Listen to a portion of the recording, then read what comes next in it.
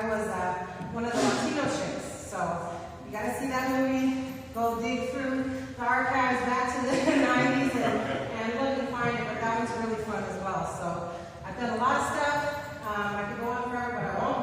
But congratulations, everybody. Thank you again, Olivia, for the studio space. Thank you, Stu. And thank you, Rose, because these guys are going to rock. So glad to be a part of all of this.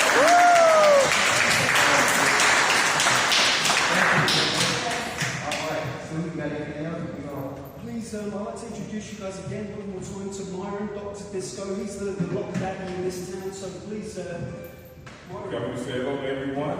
Glad you came out. I want to tell you, any question you have is a good question. Don't be afraid that, you can ask me something, you may say, I'm not going to ask that. Ask it. It may be a question that I want to hear about. That's a great question. So, shoot him. Yeah, ask him about Moses when they ask him about Moses when he walked across the desert. Let me say this, he right about that. Moses was training, and then Methuselah right there, knocking on the door. So, yeah. Yeah, and Myron, before they ask, just give them a little bit of your background, like when you started and who you started dancing with. Well, I started dancing when I was 12 years old, back in, oh man, I can't say this. Man, you still alive? No. But I was 12 years old in 1976. I was in school, it was lunchtime, and we had an assembly. So I was in the bathroom, and when I come to the bathroom, as soon as I sit down and look up, this is a group of about 8 guys. All the way to about that big, and they were dancing, and they were doing this dancing. And I was like, that is amazing. And I told the guy sitting next to me, I said, I'm gonna be in that dance room next week. You looked at me like, yeah, right. And you really walk, let alone dancing. I was in that group the next week. I'm telling you, I was in that group. I went home, I started practicing, and I'm gonna tell you, honestly, my brother could dance. My older brother, he was natural. I mean, he had it. I didn't really have it. But my brother told him, I'm not gonna let him in the group. I'm in. So they were like, okay, you're the group. So the guy told me, he said, hey, something about you I like. He kept me around. From that day, I practiced. I think I practiced every day. I had a mirror about the Saturday one family. I was in that basement practicing. I turned 13. I was getting okay. 14. I was getting 15. When I turned 16, somebody said, hey man, you want the top dancer? And I'm like, okay. Couldn't believe it. But I just kept on dancing, and I danced with so many different groups. Detroit, let me tell you about Detroit. Like Rerun, Don Camelot, all those guys, they have a certain style. We copied it. But Don Camelot said back in the day, take it and make it yours. Detroit had their own style a lot. It was different than any other city or state. Like when you had like a lot of, hand rolls and freezing and stuff, we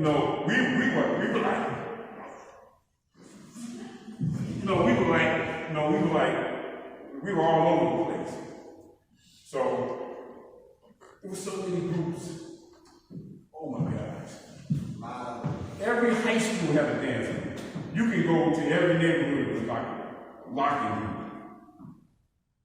Locking, not shaking, getting, locking. So, you couldn't just be okay, you had to really be good to compete.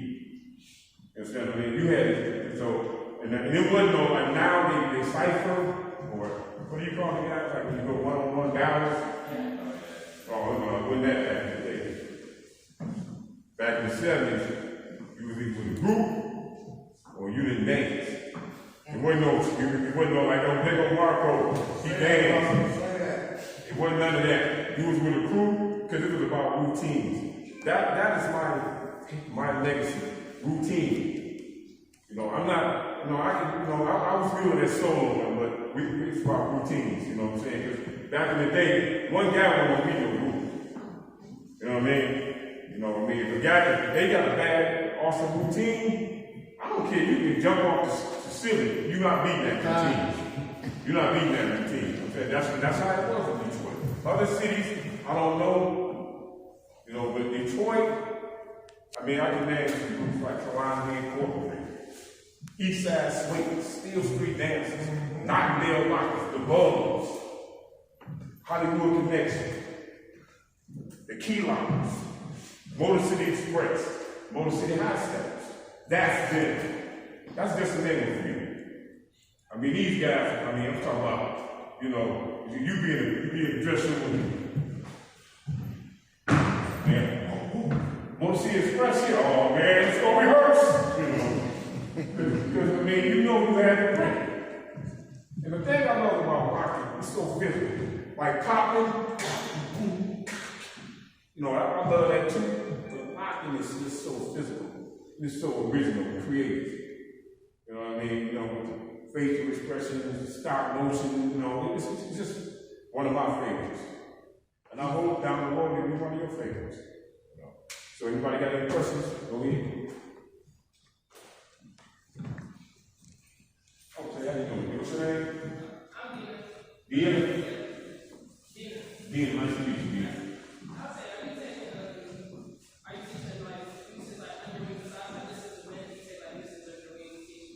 Well, I plan on doing it because I haven't wanted to do that, and but I feel like I was met with opposition. Like I said on Facebook some years back, especially when I was in much better shape, you know. And like one day I said, "Are you sure that they'll do it?" I said, "Well, if they got an avenue, like you know, like a studio or something like that to come to, or something like that." Because, like I said, I saw you dancing. You'd be great live. Tell me that now. You'd be great. You know, so if it is a class, would you come? Yeah. Okay. All right. All right. Anybody else? Yeah. What? All right. So, could you like explain like some of the? Cause like you know how on the other side of the locking that we always see on the internet and stuff, they got a lot of hand rolls, right? So is the Detroit style of locking, is it just characterized by the open hand, like the looser, like poses, or like how does it? Explain more specifically how it's different than the Okay. Detroit, we were more like I used to call us high flyers. So I can't do it now, but like we run it, you know, they do their stuff, you know, and it's beautiful. But I don't know, we took it and we like say if they clap their hand, they back, they get like this. We'll be like this. We'll be like this with it, you know what I'm saying? And then like they raise it, like they you know, do like that, you know. We might do like this, you know, like that, you know what I'm saying? Like they go out, we go in, you know, see what I'm saying? And like, we like to do a lot of, I can't do it now, but like I said, you know, like when we lock, you know, we'll be all over the place. You know, we just be like going with it. So that's kind of like the difference. Like the locker, they, you know, they kind of more, they you know, like Don Campbell, you know, he kind of was more like, you know, in with it, you know, but you know, you seen it. Yeah. And Detroit, I want to say, we did a lot of stepping. You know, our routines were like, you know, we did a lot of switching up and kicking out, like I had a video that I showed Stu. We had it's like back in '82, we had red and yellow uniforms. And you'll see, like that's different from the lockers, you know, because of the way we was knee knocking and kicking and stuff like that. But yeah, so I want to say we kind of took it because we knew that they, you know, that they were the originators of it. Okay, so we knew that, you know, we couldn't just be just like them. Otherwise, you know, it wouldn't, you know, it would look like copycats. So we kind of changed it up. So, you know, just hoping that one day the lockers come down here and say, hey man, look at the way we do it, you know what I'm saying? They be like, hey.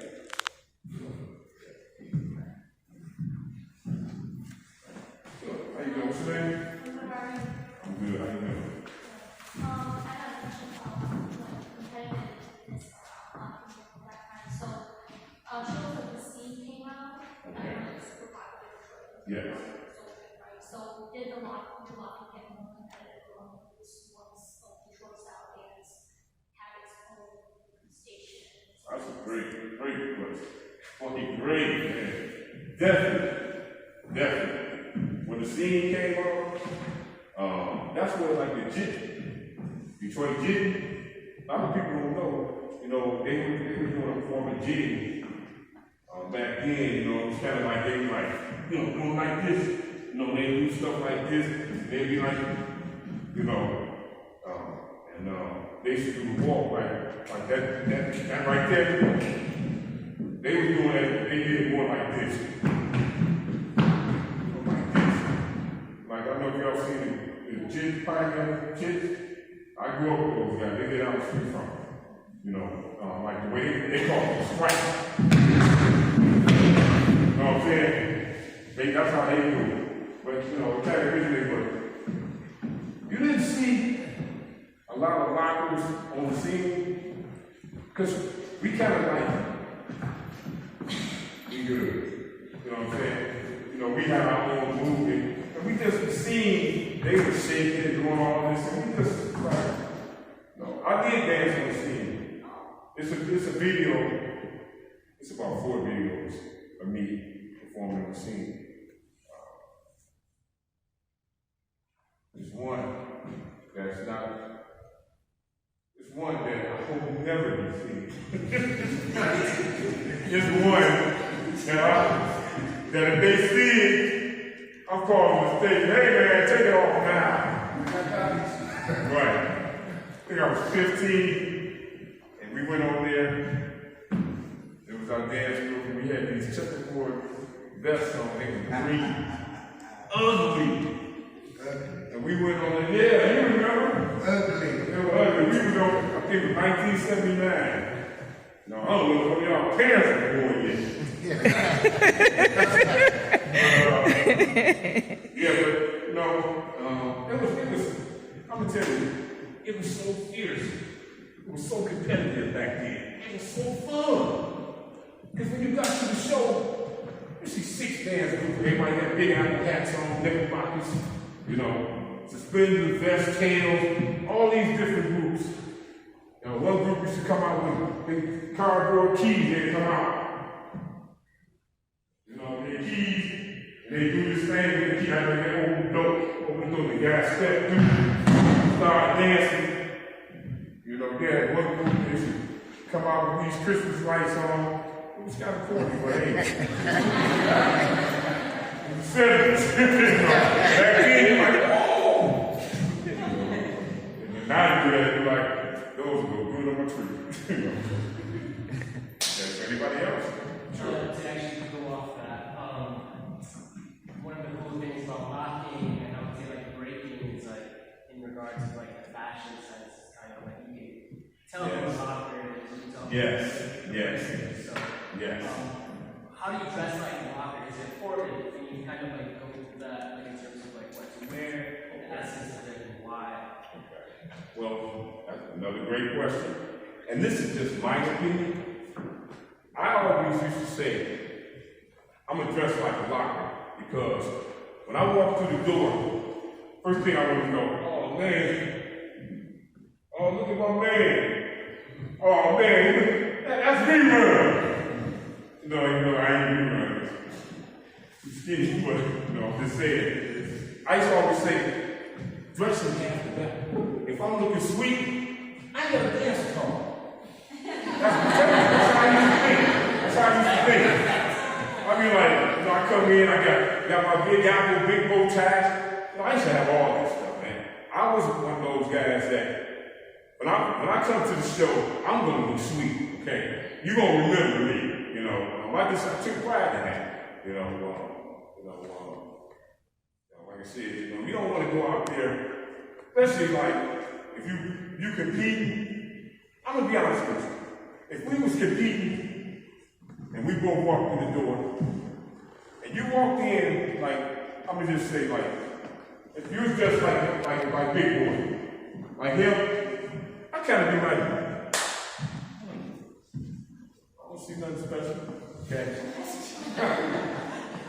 Right, he just got finished, making donuts at Dunkin' Donuts. I don't know. When you come walking in, you got on some knickerbockers, striped socks, you got an apple hat on, gloves. I'll be like, oh man. Like Jimmy.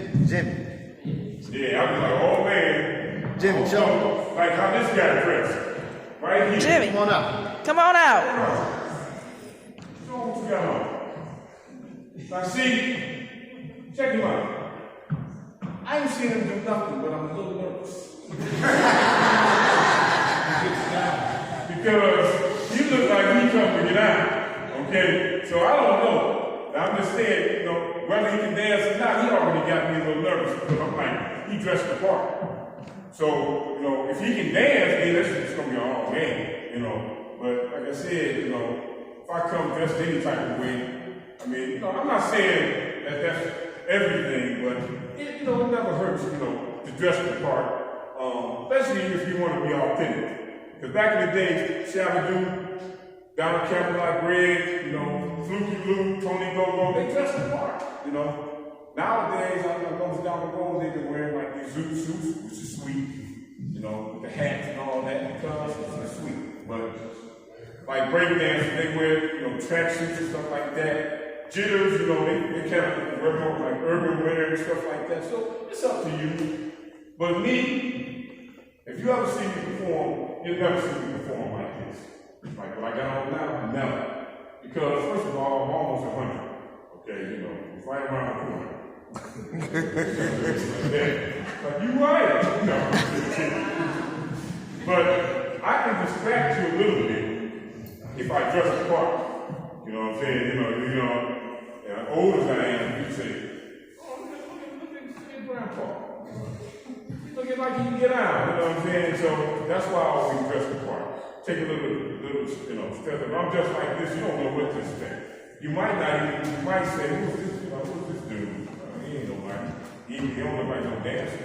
So it's something to think about. Okay.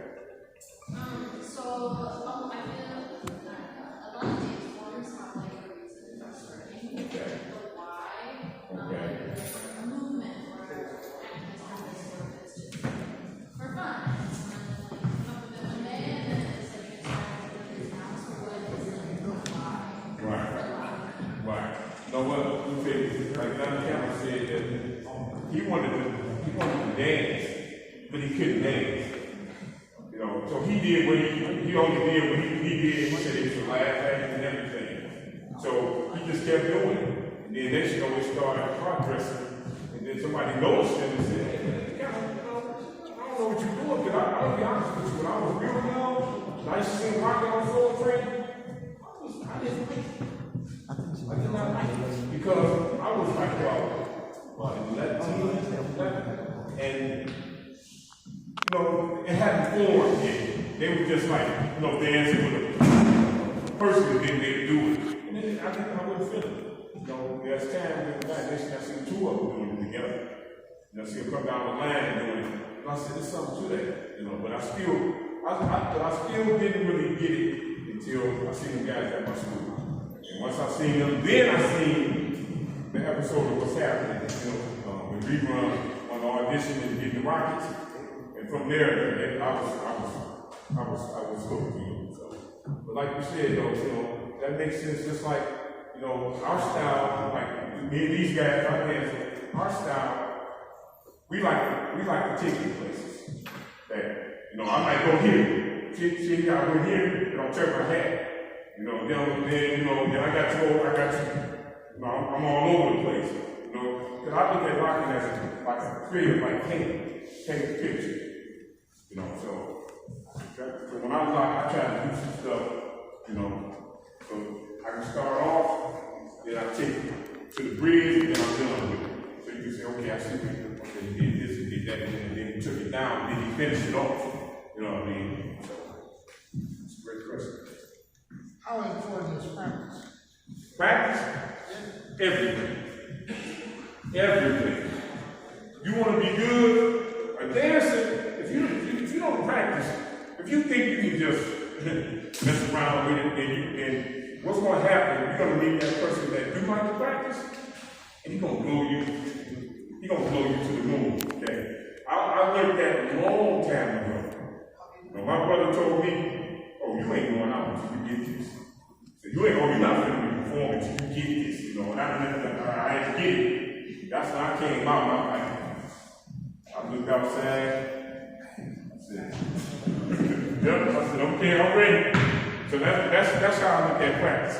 Practice, anything you want to be good at, you got to practice. Dancing, the more you practice, the better you're going to get. The more your body going to get in tune with what you're doing. So, yeah, practice. I think that right, Stu? Every day. Every day. I think you had a question?